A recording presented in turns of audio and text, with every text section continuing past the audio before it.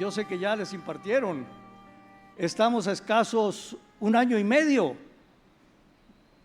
de que inicien los 3 últimos y medio años para que se cumpla la semana del Señor. Él ministró por 3 años y medio, hace 2000 años, y ahora completará su semana de 3 años y medio para cumplir la semana. Y eso está a las puertas, hermanos. Que Dios abra nuestros ojos, porque muchos están viviendo como que no está pasando nada, no está sucediendo nada. Hermanos, el mundo está a punto de estallar. El mundo está en una guerra. Hay una guerra de muchos aspectos declarada. Si no me equivoco, ayer se celebró el Día del Soldado Caído en Estados Unidos, algo así que es muy importante para ellos. Y los discursos que dieron los 3 principales líderes, el presidente, el vicepresidente y el comandante del Pentágono ahí, hablaron de guerra, hermanos, y que para conseguir la paz es necesaria la guerra. Y están arengando y están preparando al pueblo de los Estados Unidos preparándolos para una posible guerra. El Medio Oriente está en un polvorín y hay una gran guerra, hermanos, y la palabra de Dios nos muestra que en los tiempos de fin será un rasgo, reino contra reino, nación contra nación. Se está hablando de una tercera guerra mundial, que ya estamos en ella, pero ahora es diferente ese tipo de guerra, es económica, es tecnológica, es psicológica, es diferente. Pero lo natural es una sombra de lo espiritual, ¿no es cierto?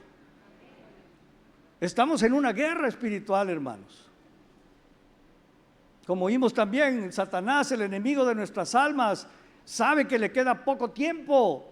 Él sí sabe que le queda poco tiempo para destruir a la iglesia y a nuestras vidas, para robarnos el tesoro, la deidad de Cristo formándose en nosotros.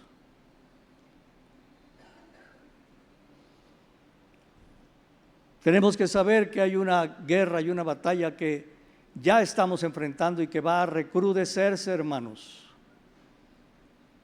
El mensaje de esta mañana, el título es Como buen soldado de Jesucristo. Como buen soldado de Jesucristo. En Josué, el libro de Josué, capítulo 5, versículos 13 al 15.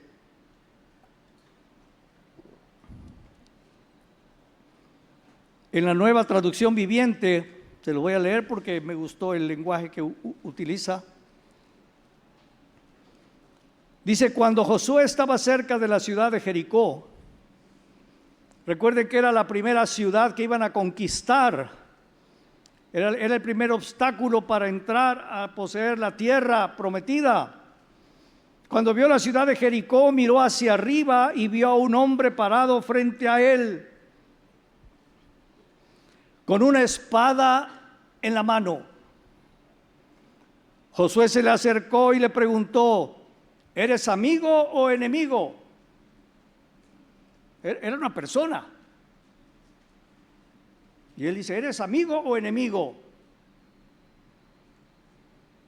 Ninguno de los dos contestó: soy el comandante del ejército del Señor. Estudiosos en la Escritura afirman o creen que Dios mismo se encarnó, se manifestó. Soy el comandante del ejército del Señor. ¿Por qué cito esto?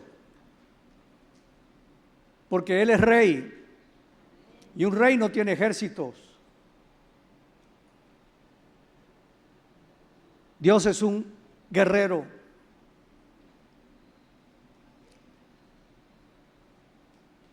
A nosotros en México nos han imbuido la idea de que tener armas es malo, que no debemos tener armas. Nos han cultivado un temor. Hay gentes que no pueden agarrar una pistola, un rifle, les da pánico porque nos han metido esa idea, porque a los gobiernos no les conviene que la población esté armada.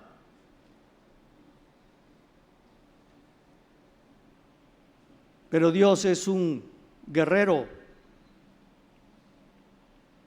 y blande en su mano una espada. Entonces Josué cayó rostro en tierra ante él con reverencia. Qué precioso, hermanos. Qué lindo que aquí en el Sinaí aún conservan esa reverencia ante la presencia de la deidad, ante la presencia de Dios en medio de nosotros. Es un culto reverente, no es una fiesta desordenada, es un pueblo que sabe adorar a Dios con reverencia, con el temor de la presencia santa de Dios en medio de nosotros. Porque tristemente, hermanos, mucho pueblo del Señor ha perdido en su culto esa reverencia al Altísimo en medio de nosotros. Y Josué cae rostro en tierra ante esa reverencia. Vienen días, hermanos, en que la presencia de Dios va a ser tal en medio de nosotros que no vamos a poder estar de pie cantando alabanzas. Vamos a caer postrados de rodillas y con el rostro en tierra, hermanos, reconociendo que la mera presencia del Altísimo está visitándonos. Y eso viene, hermanos. Cayó en tierra ante él con reverencia y le dice: estoy a tus órdenes. Josué era un soldado formado bajo el liderazgo de Moisés. Moisés fue un guerrero equipado y preparado entre los mejores en Egipto. Era un guerrero formado con los mejores militares del imperio de Egipto. Y Josué fue formado con ese carácter. Y él reconocía cuando estaba ante una autoridad mayor que él. Y se postra y le dice: estoy a tus órdenes. ¿Qué quieres que haga tu siervo? Una virtud, un rasgo y una característica de uno que milita en la milicia es la obediencia. Es lo primero que aprende un recluta, la obediencia. Como nos ha enseñado nuestra cobertura, hermano Marvin, lo más importante no es el amor, lo más importante es la obediencia. Y por eso estamos como humanidad caída con tantos problemas, porque en el huerto faltó la obediencia. ¿Qué quieres que haga tu siervo? El comandante del ejército del Señor contestó: quítate las sandalias. La primera voz del Señor fue darle una orden, una indicación específica: quítate las sandalias. Señor, estamos en el desierto y la tierrita está muy caliente. No habría manera que dialoguemos de otra manera. ¿Me tengo que quitar las sandalias?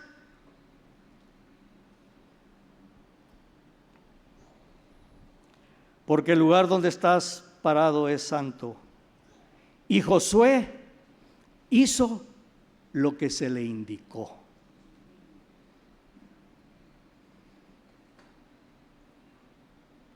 Estamos viviendo un tiempo en general, en la comunidad cristiana universal, como en los tiempos de los jueces, donde cada quien hace lo que bien le parece, donde cada quien decide según sus propios criterios e ideas. Tenemos que llegar a un punto, hermanos, donde le creamos al Señor, porque la obediencia duele.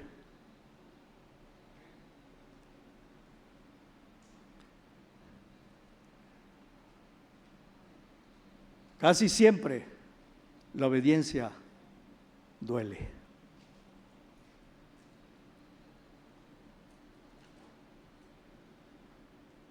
Aunque venga de parte del mismo Dios. Y Josué hizo lo que se le indicó. No cuestionó la orden. No cuestionó la voluntad del Señor. Hermanos, muchas veces no vamos a entender las demandas de Dios. Los discípulos no entendían las demandas de Jesús y se lo hacían claro. No entendemos. Lo único que sabemos es que cuando tú hablas, nuestro corazón arde. Y percibimos una unción tan fuerte que, aunque no entendemos, queremos hacerlo y queremos caminar contigo. Yendo con sus discípulos y sus seguidores, porque tenía seguidores además de los 12, se voltea y le dice: el que no coma mi carne y beba mi sangre no tiene parte conmigo. Nosotros ahora lo entendemos. Era ir en contra de la ley de Moisés, lo que estaba diciendo. Era una declaración que rompía lo que habían sido enseñados desde niños, lo que sus padres y abuelos les inculcaron. Tenemos prohibido por la ley beber sangre. Y Él nos dice que rompamos esa indicación de Moisés. Y dice que muchos se dieron la vuelta y se fueron. Vienen tiempos, hermanos, en que nuestro corazón va a ser probado.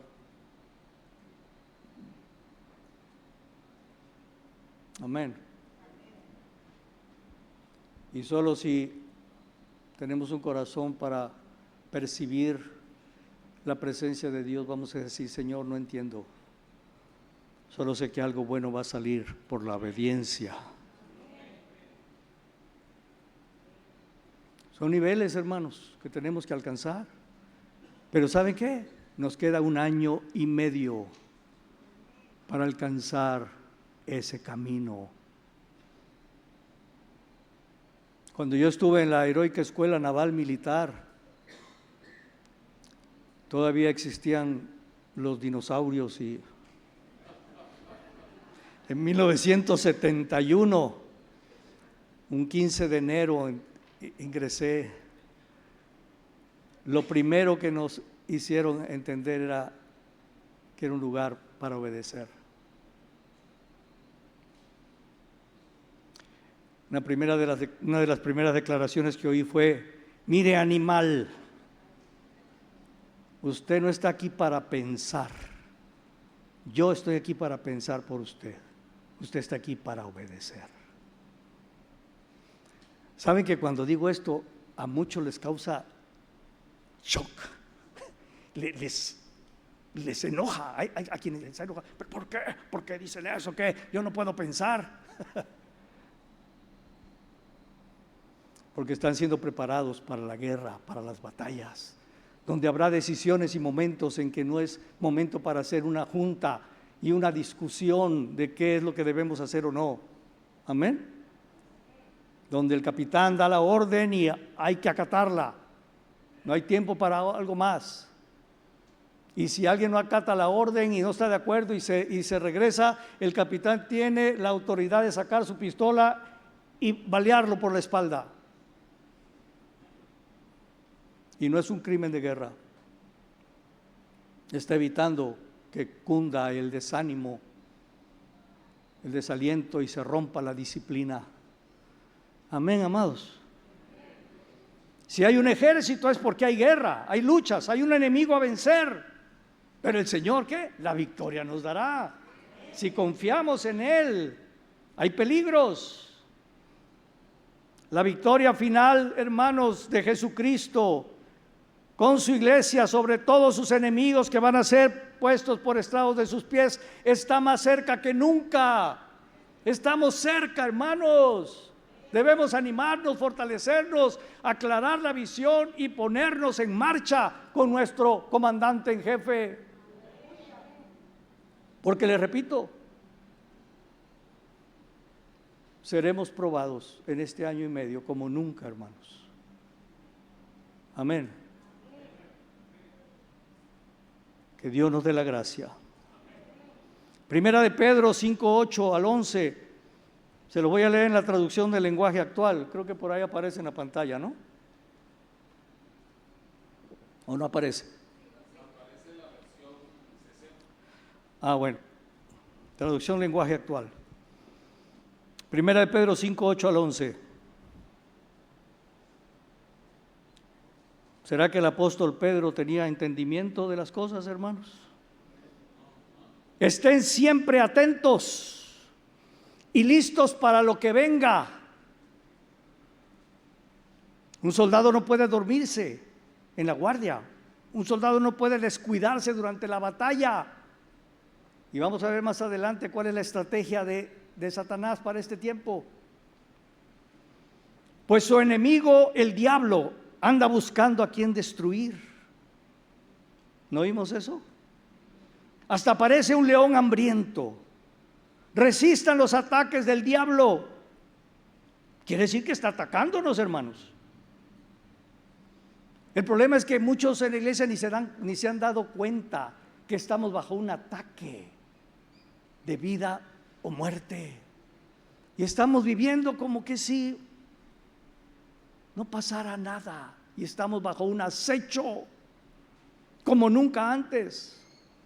Resistan los ataques del diablo, confíen siempre en Dios y nunca duden de Él. Pedro sabía por qué escribía esto a las iglesias.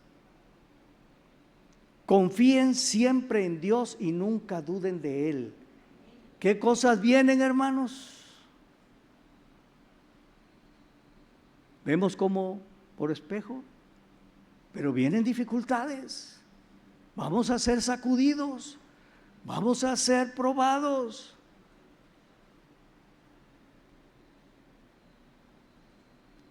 Este tiempo del fin se transforma como un embudo. La puerta es estrecha, el camino es estrecho para entrar a lo mejor de Dios. Recuerden esto, hermanos. Confíen siempre en Dios y nunca duden de Él. ¿Saben que uno de los encuentros más lindos que he tenido últimamente con el Señor, en un momento de mucha aflicción que yo estaba experimentando, ahí en la soledad buscando su rostro y su consuelo y fortaleza, ¿saben qué descubrí del carácter de Dios? Que Él es un Dios tierno. Oh, hermano. Sí, es un guerrero, pero es tierno. Y vino con una ternura, hermanos, a abrazarme, a consolarme, a fortalecerme, como nunca lo había experimentado. Conocí en mi experiencia una nueva faceta de Dios. Él es tierno. Nunca dudemos de Él. Venga lo que venga. Nunca dejemos de confiar en Él. Y aun en los peores nubarrones y tormentas, entendamos que algo bueno saldrá de todo eso. Lo único que tenemos que asegurarnos es que Jesús vaya en nuestra barca. Y Él tiene dominio aún del mar y de las tormentas. Ya saben que en todo el mundo otros seguidores de Cristo están sufriendo como ustedes. Una vez alguien me dijo: oiga, pastor, pero ¿y por qué tenemos que sufrir? ¿Por qué tenemos que sufrir? Dije: o sea que tú consideras que no necesitas ningún trato, ninguna disciplina, o sea, tú eres, ¿qué cosa? ¿Merecedor de qué?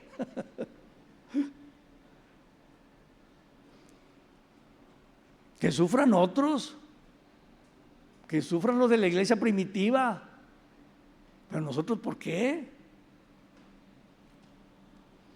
Pero después de que ustedes hayan sufrido por un poco de tiempo,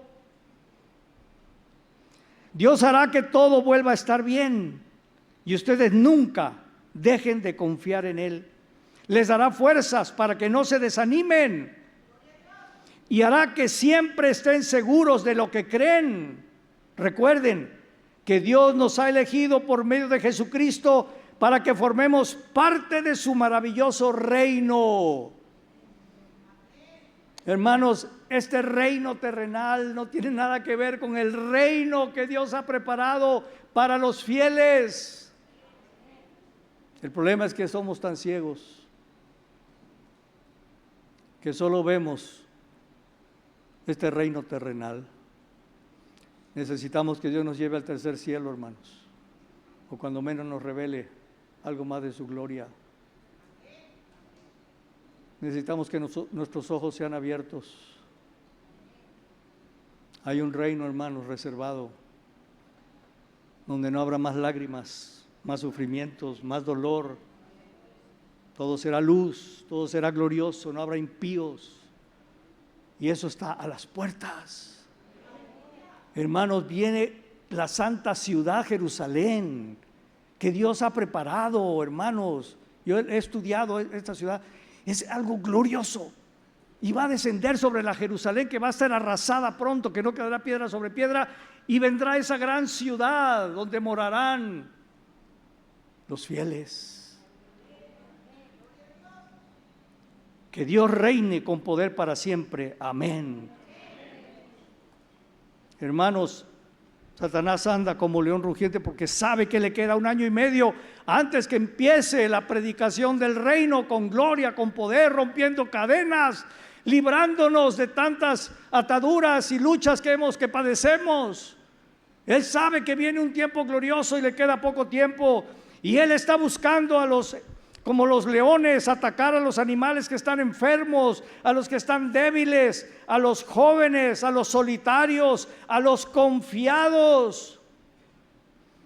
Estos fieras escogen a los animales que están solos o desprevenidos.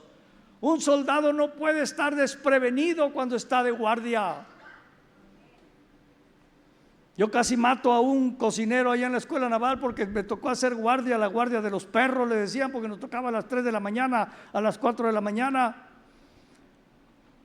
Y en esa época hubieron unos perros con rabia ahí cerca de la escuela que se metían, y teníamos órdenes de disparar a cualquier perro que entrara. Yo estaba ahí entre las 3, 4 de la mañana, medio dormido, con mi fusil. Y había un maizal, porque nos tocaban los peores lugares allá, a las orillas. Todo solo, oscuro. Medio durmiéndome.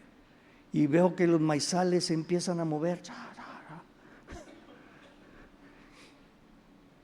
Y lo dormido se me quitó. Y dije, un perro con rabia. Y entonces inmediatamente corto cartucho. Una balota así, hermano. Y apunto y digo, alto, ¿quién vive? Porque uno tiene que decir eso antes de disparar, no te pones a disparar como loco. Alto, ¿quién vive? Silencio. Y el maizal se seguía moviendo. Alto, ¿quién vive o disparo? Yo ya estaba, hermano. Soy yo, paisano, el cocinero. Casi lo mato a culatazos por no contestarme a la primera. De los desprevenidos. Sí, estamos cabeceando, hermanos. Yo cabeceaba ahí, pero nunca perdí a estar alerta. Porque ay de mí, si llegara la guardia que me iba a sustituir con el sargento y me encontraba dormido, oh hermanos, no les cuento. Pedro nos advierte que Satanás puede atacarnos cuando estamos enfrentando el sufrimiento, cuando estamos débiles por causa de las aflicciones o persecuciones, cuando nos sentimos solos, débiles, abandonados, o cuando nos alejamos de otros creyentes. Y hay muchos que se alejan de la iglesia porque dicen es que la iglesia está formada de puros hipócritas, porque ahí no viven así y acá lo que sea. Sí, es cierto, somos hipócritas, pero hipócritas que queremos cambiar. Y no hay iglesia perfecta en ningún lado. Y a la iglesia que tú vayas, ahí ya acabó. Si era perfecta, se acabó porque llegaste tú. Pero la iglesia es el arca que Dios diseñó, es el plan que Dios diseñó para que terminemos con éxito la carrera y para que maduremos y crezcamos en la fe. Amén. En Mateo 24:10 dice que muchos en el tiempo del fin van a tropezar, hermanos. Esa expresión significa que muchos van a ser ofendidos y muchos van a salir de la iglesia por ser ofendidos. Y en este tiempo final esto va a ser muy real, hermanos. Vamos a ser probados por la mano de Dios y muchos van a ser ofendidos, como con Jesús en su ministerio. Muchos lo abandonaron ofendidos porque no entendían.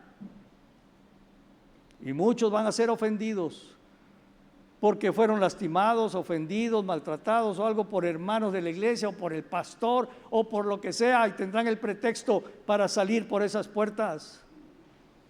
Y muchos abandonarán el camino del Señor amargados y ofendidos. Eso es una realidad que está sucediendo ya y que va a ser más fuerte, hermanos. Y van a ser presa fácil del enemigo. Muchos están preocupados por sus problemas cotidianos hasta el punto que los hace olvidarse de estar atentos a los peligros que nos rodean y bajamos la guardia para defendernos de los ataques del enemigo, porque es cuando más somos vulnerables a los ataques de Satanás. En 2 de Timoteo, en el capítulo 2, versículo 3, el apóstol Pablo le escribe a Timoteo. Hermanos, Timoteo era como un hijo para él, y le habla y le dice: hijo mío, hijo mío, hijo mío. ¿Y no un padre desea lo mejor para su hijo? Pablo le escribió 2 cartas, hermanos. ¡Qué privilegio! ¡Qué joven que había cautivado tanto el corazón del apóstol Pablo, que le dedica 2 cartas y que están insertadas en la palabra de Dios, en las Escrituras! Y le dice: tú pues sufre penalidades como buen soldado de Jesucristo. Y me dice alguien: ¿y por qué tengo que sufrir penalidades? ¿Y por qué tenemos que sufrir? Tú pues sufre penalidades como buen soldado de Jesucristo. El apóstol Pablo, hermanos, ellos vivían en un tiempo donde el imperio romano estaba dominando todas las sociedades. Era un imperio poderoso, era un ejército impresionante, hermanos. Fue el ejército más disciplinado, más imponente y más victorioso de la historia. Y los veían ahí a los soldados, a los centuriones, y cómo marchaban, y las armas que llevaban, y cómo eran fieros, y cómo eran obedientes, y cómo eran disciplinados. Y el apóstol Pablo viéndolos, él fue impactado, impresionado, y decía: ¿y nosotros que servimos al Rey de Reyes y Señor de Señores, no podemos tener esa disciplina? No podemos tener ese carácter, no podemos tener esa entrega, esa abnegación, esa dedicación de esos hombres que luchan por un pan o por un salario que les pagaban con sal, por eso es salario. Y nosotros que estamos luchando por un reino glorioso y para la gloria de un rey glorioso, vamos a vivir vidas pusilánimes, temerosas, egoístas. Ahora, es importante que con cuidado analicemos las Escrituras, porque no hay traducción perfecta. La Reina Valera 60 es muy buena, pero no es perfecta como ninguna. A veces hay ovejas que me dicen: pastor, es que aquí en la Biblia dice, y yo le digo: pues ahí no dice lo que tú crees que dice. Tienes que leer el contexto, y si es algo más profundo tienes que irte al original y cotejar con otras traducciones. Amén, cuando es algo trascendente. En la Nueva Versión Internacional, esta misma escritura le dice, porque esta expresión, tú pues sufre penalidades como buen soldado de Jesucristo, da la idea de que, oye Timoteo, mira, yo estoy en la cárcel, tú sabes, me han azotado, he pasado tantas cosas y otros cristianos más, y tú bien cómodo, ¿verdad? Tú también, Timoteo, tú también sufre como yo. No, hermanos, no es la idea del español, eso es lo que nos da. Dice la Nueva Versión Internacional: Timoteo, comparte nuestros sufrimientos como buen soldado de Jesucristo. En la Nueva Traducción Viviente dice, soporta. Aquí los relojes corren más rápido de la gravedad, ¿o qué será?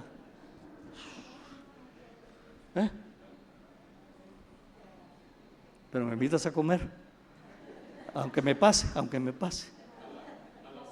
se apagan los aires. Entonces tenemos tiempo. Pues al apóstol Pablo se le quedaban dormidos. Bueno, pero era Pablo, ¿verdad? No, hermano, vamos a tratar de... Y si no le seguimos el miércoles, ¿cuál es el problema? Está. No, ¿qué di? Fíjense que yo me gusta la pesca, soy pescador de lobinas. El pez por su boca muere, ya morí. No. Nueva Traducción Viviente dice, soporta el sufrimiento junto conmigo como un buen soldado de Cristo Jesús. Pablo no le está animando a que sea un buen soldado. Más bien Pablo, la expresión de que le está diciendo es, porque yo conozco, Timoteo, que eres un excelente soldado, eres un buen guerrero de la fe, por eso te animo a que te mantengas y no flaquees a pesar de los sufrimientos. ¿Ven qué linda la diferencia? No, Timoteo era un guerrero, hermanos. Era un guerrero, un buen guerrero de la fe.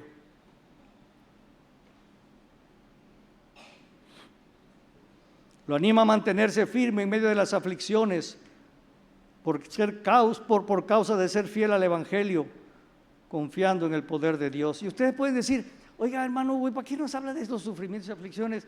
Si yo ahorita me voy a ir al cabrito, al rey del cabrito, si ahorita llego a mi casa y con aire acondicionado y voy a escoger entre 200 canales del cable que acabo de contratar. Bueno, mi aflicción es que hoy no juegan los Tigres, pero bueno, algo malo debía haber en este día, ¿no? ¿Pero qué nos habla de aflicciones? No sabemos qué viene, hermanos.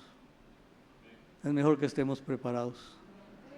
Saben que hay muchos que van a aborrecer a sus pastores porque solo les dijeron que la vida todo era suave, todo era bien, bendiciones en bendición, no tenemos que sufrir, no tenemos que padecer, Cristo ya padeció por nosotros y cuando venga el fuego, hermanos, usted nos engañó. Muchos piensan que no van a estar aquí en la tribulación que viene porque se fueron en el rapto. Oh, qué chulada. Y cuando vean que estamos aquí, en primer lugar van a decir, no puede ser los tiempos del fin porque yo todavía estoy aquí. No me he ido en el rapto, entonces no son los tiempos del fin y van a ser tragados y engañados. Amén, hermanos, pero viene el tiempo que esta palabra nos va a sostener. Tenemos que vivir en la esperanza, en medio de las aflicciones, de un fruto eterno que está reservado para los que prevalezcan hasta el fin. Debemos mantenernos firmes a pesar del sufrimiento, porque pensamos en la victoria, en la visión del triunfo y en la esperanza de la cosecha.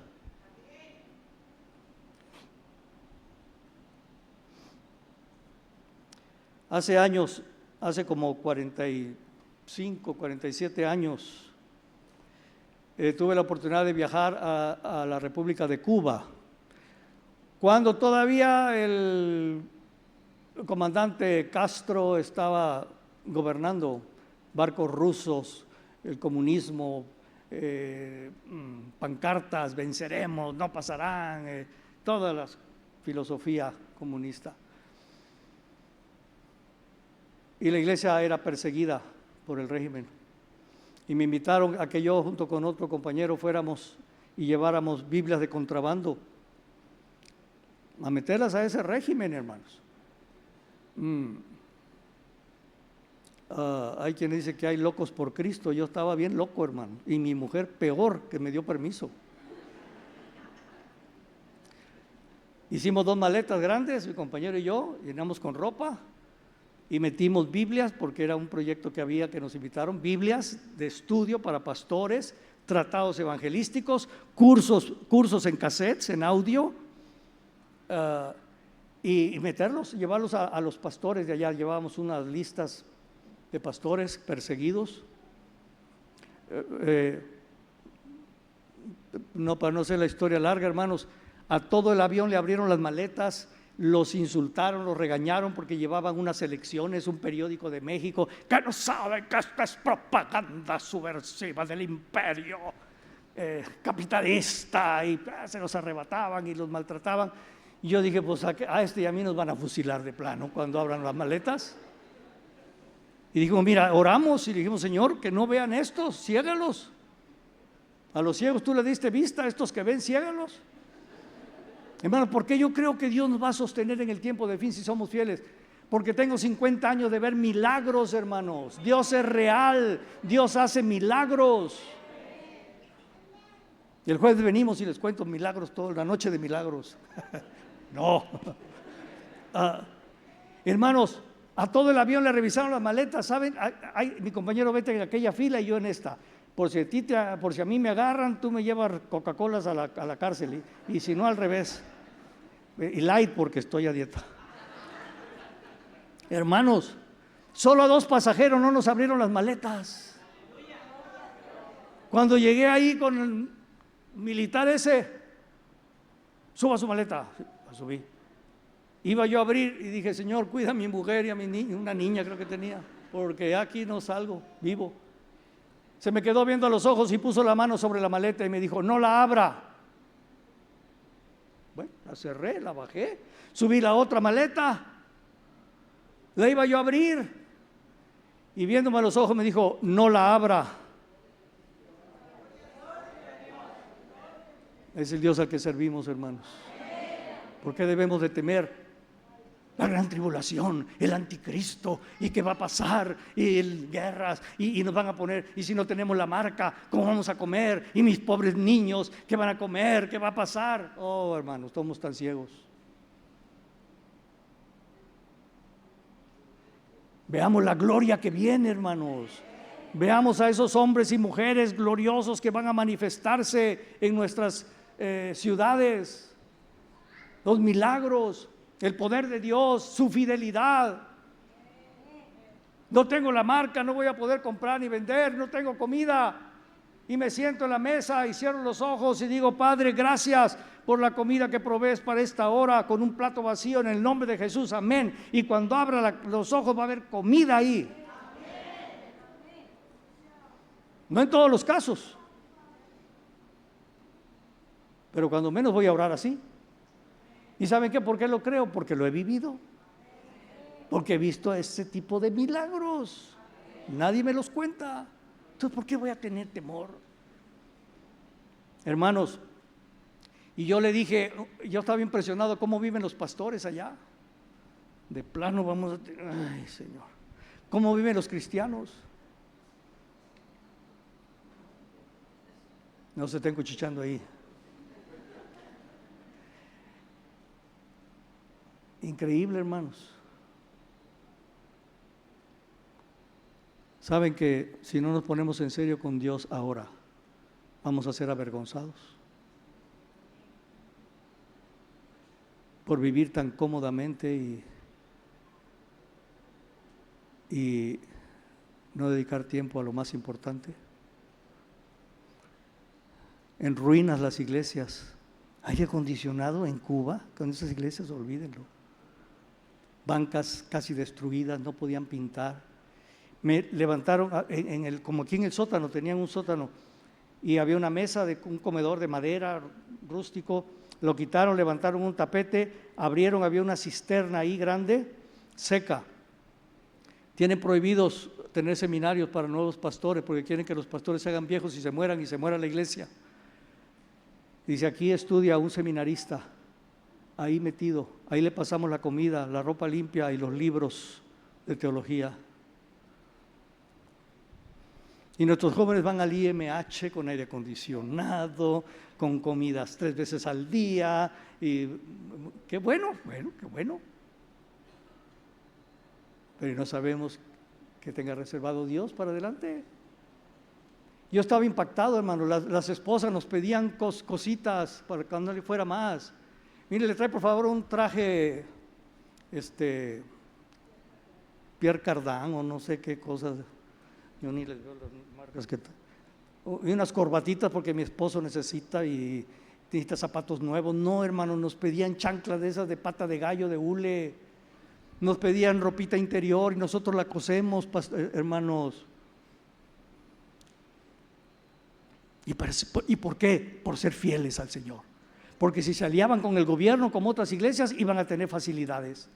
Y yo impresionado le dije a un pastor, que en esa época era más mayor que yo, ahorita todos son menores que yo.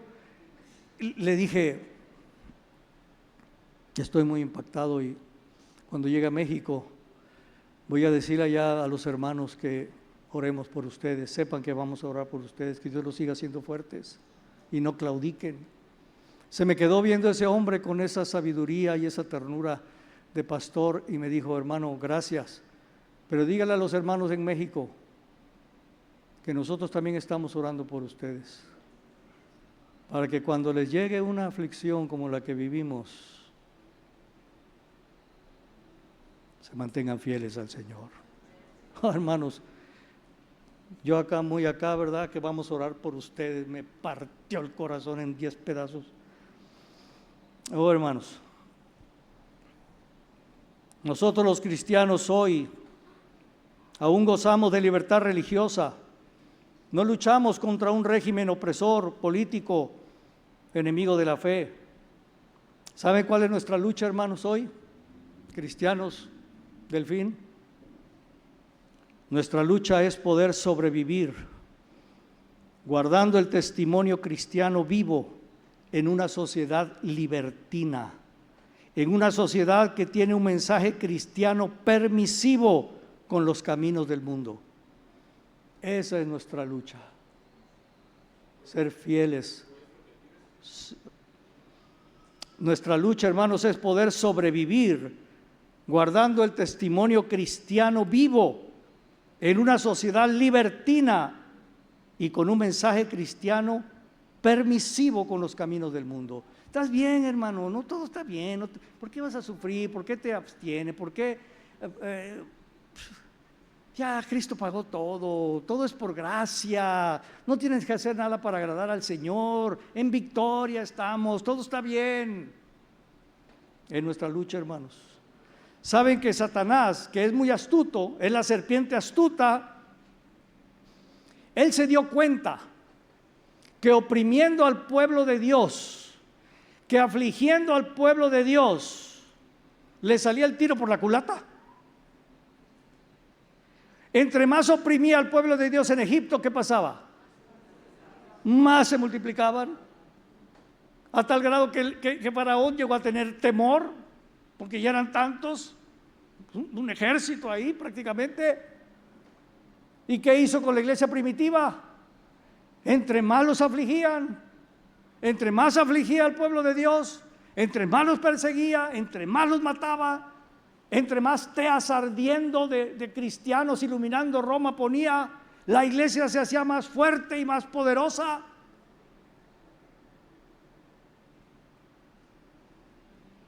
Él se dio cuenta de una cosa: eso no funciona. Entonces cambió la estrategia. Que destruimos las iglesias para que no vayan. No, déjenlos que vayan a las iglesias. Quemamos todas las Biblias. No, déjenselas. La estrategia es hacernos la vida más suave, hacernos la vida más cómoda y más fácil, con muchas diversiones y distracciones, para que entonces no dediquemos tiempo a fortalecernos como creyentes.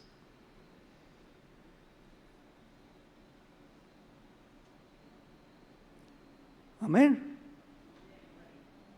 Llenarnos de dopamina, diversiones, distracciones, eventos, ya se acabó el torneo de México, pues ahora está la Champions League y ahora juegan los Dodgers y ahora esto, y siempre hay algo y siempre hay donde ir, ofertas, viaje, puede viajar a tal lugar por solo 7,000 pesos de ida y vuelta, y viajes y 200 canales para ver YouTube, metidos ahí. Y de repente una vocecita: ¿y no quieres sentarte un rato a leer las Escrituras?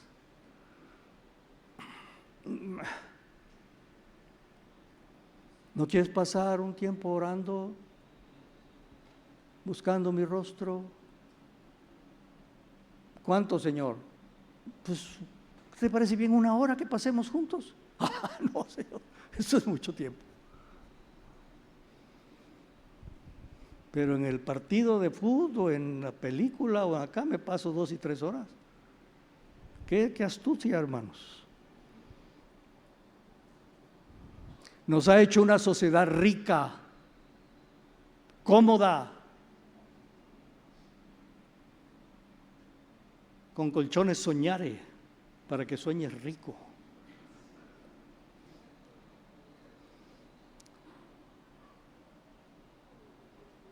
Con aires acondicionados, que no sufran los cristianos. Abres un closet y hay 10 pares de tenis, 10 pares de zapatos. Somos ricos, hermanos. Hasta el más pobre persona trae su celular, ¿no es cierto? ¿Qué van a saber ahora los niños de que los zapatos se les ponía media suela? Algunos están diciendo aquí: ¿de qué habla usted, pastor? Y te dabas cuenta porque le hacía un agujero y pisabas un charco y te entraba agua al calcetín. Y era el único par de zapatos que tenías. Porque los Canadá estaban caros. No saben ni de qué estoy hablando. Son las cavernas, hermanos. Hermanos, el otro día me puse a ver unas fotografías. Ay, pero sufrimos y ahora yo digo: ¿por qué? Yo no sé cómo no me caigo con estos pies que tengo, así chiquitos. Yo me veo y digo: bueno, ¿cómo no me caigo? Y veo a los muchachos nuevos y todos son patones. Porque antes los zapatos eran casi que de fierro, hermanos, y no te dejaba crecer el pie. Y ahora no, hombre, se van. Y si tiene el pie ancho, tenemos así anchos. Si lo tiene largo, largo, y comoditos, y con amortiguadores. Me puse a ver fotos de cómo era México hace 100 o 150 años. Dense un tiempo para reflexionar. ¿Cómo pudieron vivir? Yo digo: ¿y cómo pude yo vivir? Me acuerdo cuando llegaron las Sabritas por primera vez. Estoy hablando de hace 55 años, yo creo. Y con un lema: ¿a que no puedes comer solo una? Y yo, como era muy así desafiado, dije: ¿cómo de que no? ¿Cómo de que no? Y que no puedes comer, que claro que puedo. Y me como una y me acabé el paquete, no, perdí.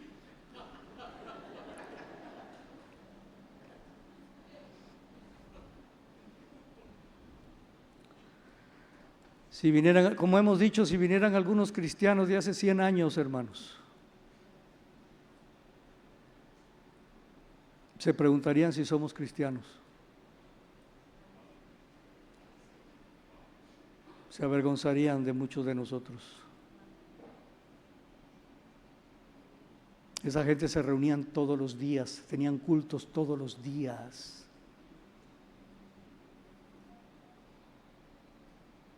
Amén. Con fervor, con entrega, abnegación, contentos con lo que tenían, agradecidos con Dios. Somos la iglesia que se cree rica, que no tiene necesidad de nada, una iglesia satisfecha. Y a donde quiera, hermanos, que vayamos, a cualquier iglesia. No todos es de Sinaí, no, la mía, la de todo, donde vamos. Todos son ricos.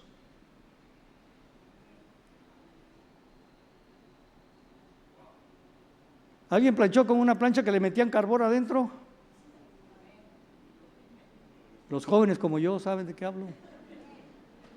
¿Verdad? Planchitas que se ponían ahí en la lumbre, 2, 3 y con un trapo y por acá y luego se enfriaba y la otra. Y ahora que eche vaporcito y que le habla a la plancha y ella sola se mueve y plancha. Hace años le di testimonio y evangelicé a un hombre ya mayor. Y lo invité a un restaurante y le hablé del Señor, de la necesidad del perdón, de la vida eterna, etcétera. Y me dijo muy amablemente: mira, Hugo, la verdad te agradezco mucho tus palabras, pero es que yo no necesito a Dios. Yo no siento necesidad de Dios. Lo tengo todo. Tengo todo. No necesito a Dios. Y me dijo: pero si algún día tengo necesidad, créeme que al que voy a buscar es a ti, para que me hables de Dios. Al poco tiempo, hermano, le dio un cáncer. Y entonces, sí necesito a Dios. Estuve con él casi en su lecho de muerte. Ya no podía casi ni hablar. Y le hablé que si reconocía que era pecador, que si quería que Dios perdonara sus pecados. Y solo lágrimas le corrían en los ojos. Yo quiero creer que el Señor llegó a su vida, hermanos, y lo salvó.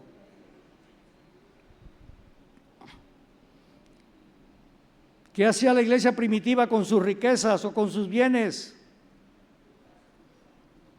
Pues si nos amacalen, pues ¿para qué la lana? No.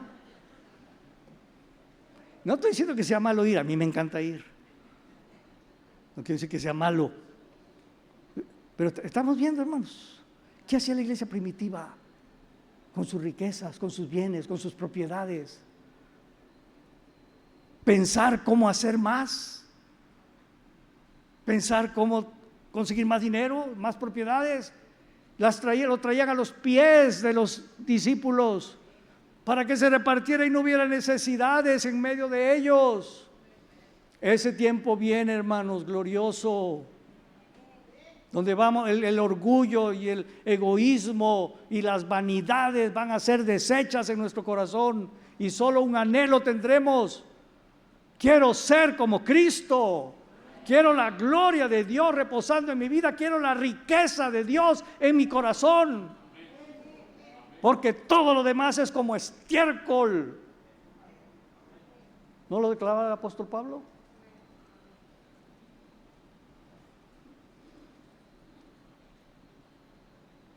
Por eso me encanta la carta de Santiago, porque habían ricos ahí en la carta de cuando escribe Santiago.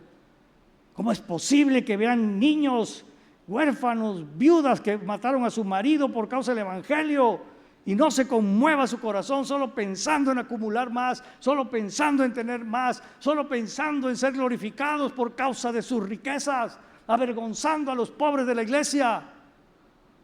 Me encanta Santiago con esa ira santa que le hablaba a la iglesia. Y nosotros en la iglesia del tiempo del fin solo estamos pensando en cómo adquirir más riquezas, cómo tener más éxito, cómo conseguir más bienes materiales, cómo triunfar en la vida. Y si no piensas así, eres un mediocre. Eres un mediocre. No eres un triunfador, eres un perdedor.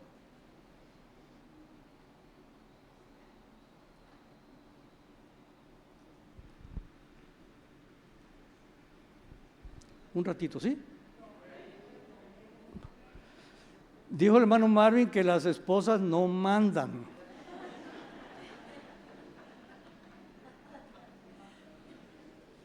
Amén, amados. ¿Saben que yo soy un perdedor? Soy un perdedor. No tengo casa propia. Tengo una camioneta ahí viejita. No tengo cuenta de banco. No tengo seguro social. Y mi esposo y yo tenemos 72 años de edad. Y mírenos, vivitos y coleando. No hemos necesitado el seguro social, gracias a Dios. Él ha sido nuestro sanador. No quiere decir que no pueda pasar algo. Ahí está el universitario, ¿cuál es el problema? Ah, no, a mí en el hospital de Alcurnia, porque yo... Aquí compramos una casa hace muchos años, mi esposa y yo, hace muchos años. Pero un día le dije a mi esposa, ¿sabes qué? Vamos a vender la casa. No, mi amor, pero ¿cómo las esposas buscan esa seguridad?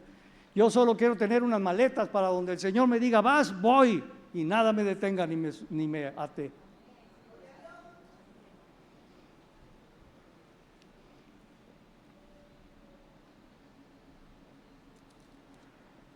Por la fe Abraham, siendo llamado, obedeció para salir al lugar que había de recibir como herencia. Y no quiero decir que sea malo tener dinero en el banco, ni casas, ni carros último modelo. No, hermano, no estoy diciendo eso. Amén. En la rica vemos personajes que eran muy ricos, pero eran fervientes creyentes. José de Arimatea, el mismo Abraham, Booz. No, es donde está tu corazón, hermanos. ¿Y qué si Dios te quita todo eso? ¿Vas a seguir siendo feliz? ¿Vas a seguir glorificando a Dios? Por la fe Abraham, siendo llamado, obedeció para salir al lugar que había de recibir como herencia, y salió sin saber a dónde iba. Me dijo mi esposa, ¿pero qué vamos a hacer, mi amor? Tú solo confía. Hermanos, cuando yo me casé, yo servía al Señor ahí como misionero, comía 15 días sí, 15 días no, porque estaba bien mal ese ministerio. Y mi esposa cuando me conoció dijo, de ese mango jarocho hago mi jugo, porque soy jarocho. Y se enamoró. Porque fuimos a comprar, le invité unos refrescos y cuando saqué la cartera y vio tarjetas de crédito, dólares, dije, de aquí soy, dijo, de aquí soy. ¿Saben qué es lo lindo? Ella se casó conmigo. ¿Me estoy explicando? No con mi cartera. Ella se enamoró de mí, no de mis casas y propiedades. Qué hermoso es eso. Pero ella estudió en la Facultad de Medicina de la U Autónoma. Acabó la carrera, que es muy difícil. Pero estaba enamorada del jarocho. Y yo le dije, oye, mira, ¿tú sabes a qué me dedico? Porque me dijo, ¿y quieres ser mi novio? Y respóndeme ya. Y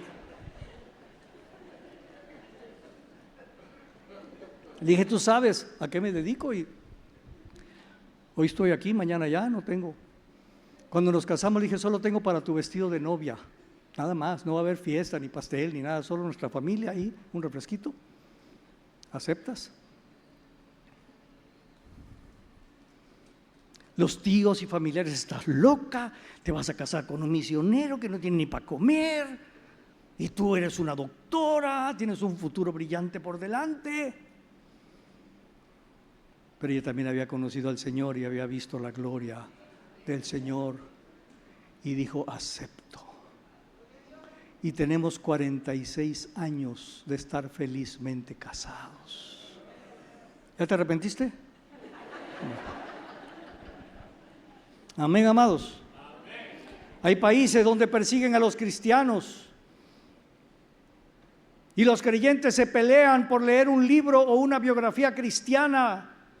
Y cuando una Biblia les llega del exterior a estos países donde hay persecución de la iglesia, como Irán y como países africanos, como Cuba en esa época, que llegara una Biblia a la comunidad era todo un evento, todo un acontecimiento. Otras iglesias tenían una Biblia y la deshojaban por libros, y una familia se llevaba una porción y otra y otra y otra, por si los agarraban, solo se perdía una porción de la escritura y no toda. Amaban las escrituras, y cuando se juntaba la iglesia, se juntaba la Biblia. Y nosotros tenemos 3, 4 versiones empolvadas, porque hoy es el clásico, que siempre ganan los Tigres, pero bueno.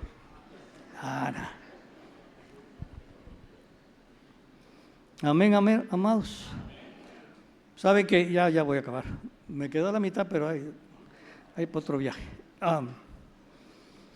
Saben que en Irán están habiendo muchas conversiones. Es un país que persigue el cristianismo. Y fueron un misionero y conoció una comunidad. Y ver cómo viven, no pueden tener celulares ni televisión, tienen que vestir de una manera que les obligan a las mujeres, restringidos, ¿verdad?, en muchas cosas. Y le dijo este misionero: sabes,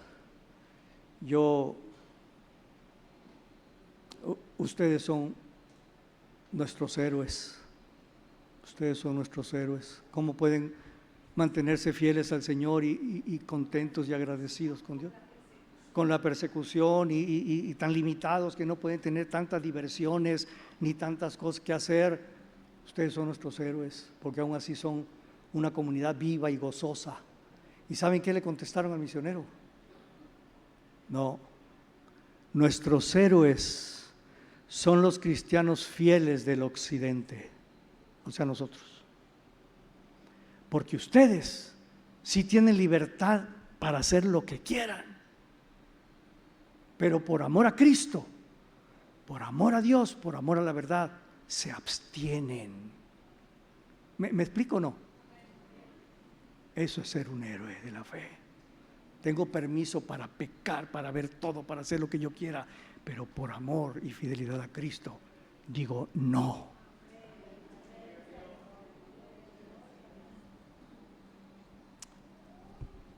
Ya mi esposa me está viendo feo. Solo vamos a Apocalipsis 3 y ya nos vamos. Y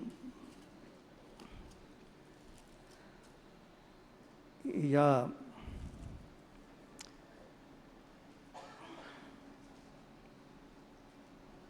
Y saben otra cosa, hermanos, yo terminé la carrera de licenciado en administración de empresas como fósil, porque me llevó como 10 años acabar. Cuando acabé el 5º semestre en Tampico, Tamaulipas, que empecé a estudiar, me dijeron: Hugo, necesitas suspender un semestre tu carrera para irte a Cuernavaca a tomar un curso de capacitación para líderes cristianos, porque yo tenía un grupo discipulado y bueno. Y le dije: no, eso sí que no, porque yo tengo que acabar la carrera, porque mi papá me la paga y soy su hijo mayor y soy su ilusión. En esa época tener un título era todo, ahorita ya no, pero en esa época era todo. Yo no puedo hacer eso a mi padre. El caso es que nos invitaron a 2, que teníamos ya cierto liderazgo ahí para prepararnos más. No le voy a hacer la historia larga, fue un milagro que mi padre, que era don Hugo Romero, haya aceptado que yo suspendiera la universidad. Pero el otro compañero dijo: no, yo no, yo escojo terminar mi carrera. Pregúnteme dónde está él. Divorciado, acabó mal, perdió la fe, acabó siendo un católico perdido. Amén, amados. Apocalipsis 3:14. Y escribe al ángel de la iglesia en la Odisea: he aquí el amén, el testigo fiel, el verdadero, el principio de la creación de Dios dice esto: yo conozco tus obras, que ni eres frío ni caliente. Ojalá fueres frío o caliente, pero por cuanto eres tibio y no frío ni caliente, te vomitaré de mi boca. Otra versión dice: te escupiré. Eres como una basurita que traigo ahí que me molesta, pero no quiero vomitar, o sea, te tengo aquí. Haz algo para que no te vomite. Porque tú dices: yo soy rico y me he enriquecido y de ninguna cosa tengo necesidad. Voy a la iglesia, ¿qué más quieren? Voy el domingo. Y no tienes necesidad de leer la Biblia. Y no tienes necesidad de hincarte y buscar el rostro de Dios. Y no tienes necesidad de más de Dios en tu vida. ¿No? ¿Para qué? Y no sabes que tú eres un desventurado, miserable, pobre, ciego y desnudo. Por tanto, yo te aconsejo que de mí compres oro refinado en fuego, para que seas rico, y vestiduras blancas para vestirte, y que no se descubra la vergüenza de tu desnudez, y unge tus ojos con colirio para que veas. Yo reprendo y castigo a todos los que amo, sé pues celoso y arrepiéntete. Es decir, yo desapruebo y yo disciplino a los que amo, pero sé diligente y vuélvete de tu indiferencia. Esta iglesia, la Odisea, era una ciudad muy próspera y muy rica. Por lo tanto, la iglesia era muy rica y ellos se jactaban de sus empresas. Fabricaban unas telas muy especiales y unos tintes muy especiales y eran famosos por producir un ungüento para curar los ojos. Y se sentían orgullosos y ricos y lo necesitaban.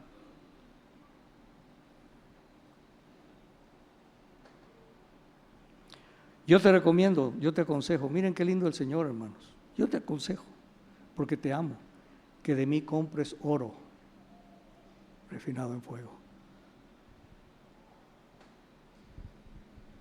Que compres más de mi carácter, más de mi divinidad. Que busques más la humildad, la benevolencia, el amor fraternal, el perdón, más de lo que yo soy. Para que entonces sí seas rico, porque ahorita con todos tus ropajes y carruajes no eres más que un pobre miserable.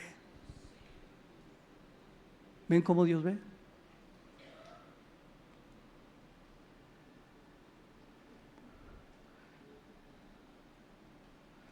Lean Hebreos, hermanos. Eran, se me va esa palabra, eran mediocres, la lista de Hebreos. Eran mediocres, pobres, en cuevas, con pieles de animales. Fue mediocre Moisés cuando renunció a la riqueza de Egipto.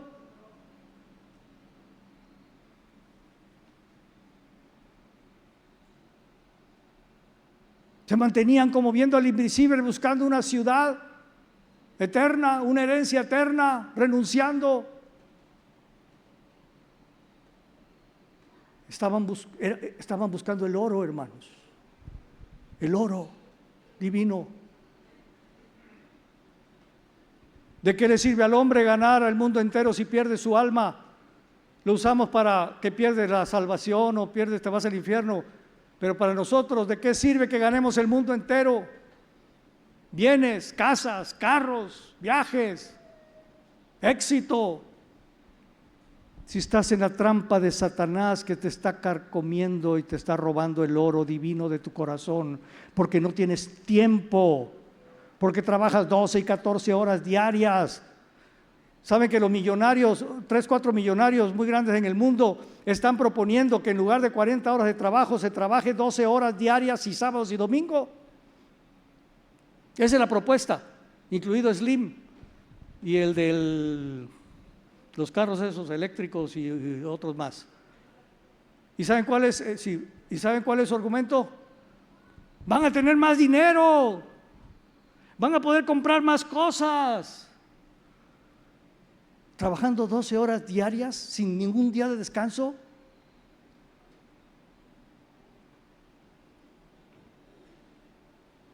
Sin atender a mi esposa, a mis hijos, mi hogar. ¿Saben que hay quienes comen para vivir y hay quienes viven para comer? ¿Entendemos, hermanos? Hay quienes trabajan para salir adelante, pero que no les robe el tiempo para comprar oro. No tienen tiempo. Yo conozco gentes que trabajan toda la semana, 12, 14 horas, y solo el sábado o el domingo se lo dedican a la familia. Eso sí, para que tengamos todos los lujos y viajes y todo. ¿Y los hijos dónde van a terminar? ¿Y el matrimonio? ¿Saben que el índice de divorcios está como nunca?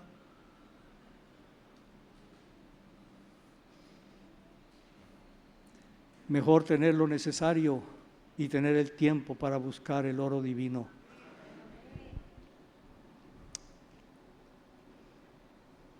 Hermanos, yo tengo 50 años de ser cristiano, 72 años de edad, y mi corazón sigue ardiendo algo. Cuando yo leí por primera vez el Evangelio según San Juan, Jesús fue un impacto en mi vida. Jesús fue un impacto en mi vida. Su carácter,